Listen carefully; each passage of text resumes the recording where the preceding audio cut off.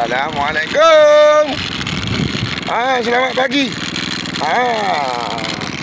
Kita meneruskan video-video vlog untuk Cowboy Kampung hari ini dan seterusnya sehinggalah hari kiamat nanti.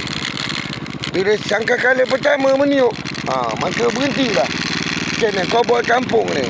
InsyaAllah, doakan kawan-kawan. Ada unit pemberitahuan. Okey kawan-kawan. Turun.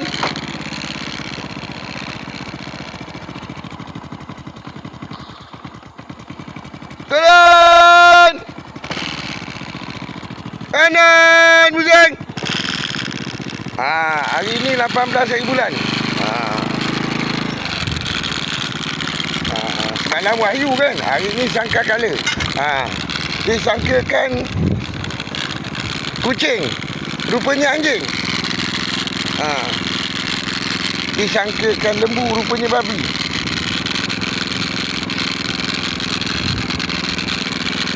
Babi merupakan merupakan diri sebagai lembu. Macam manalah pula tu teori tu. Teori kepala tau. Teori kepala tau. Dengan teori kepala tau dia tidak berlaku tiupan sangkakala tu tadi. Dengan kepala tau punya teori, dia gambar lembu tu lembu dia. Dia kena buat. Dia nak kena curi macam apa benda. Busuk jam-jam dengan si mana? Allah. Busuk jam-jam dengan arwah Ramli. Dia buat sistem pada tahu.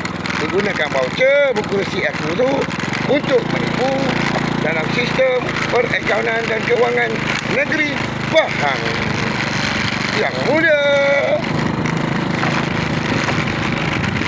Tuan Hakim, mohon lanjut bicara.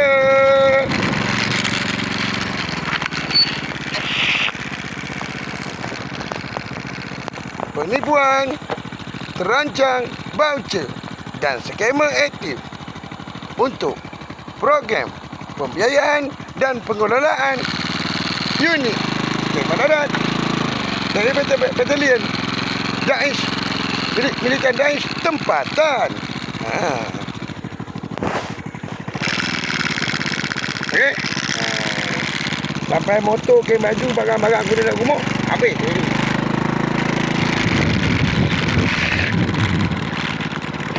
Yang bestnya nombor ni, dia dengan jantan mana aku tak tahu.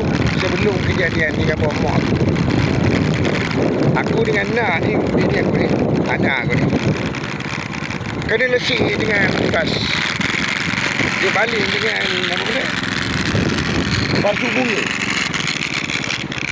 atas meja dalam bilik hotel.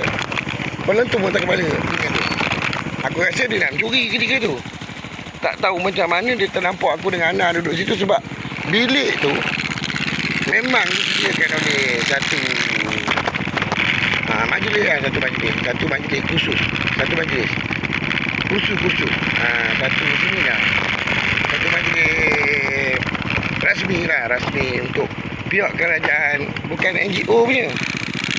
InsyaAllah, mudah-mudahan belentu kepada bini tu.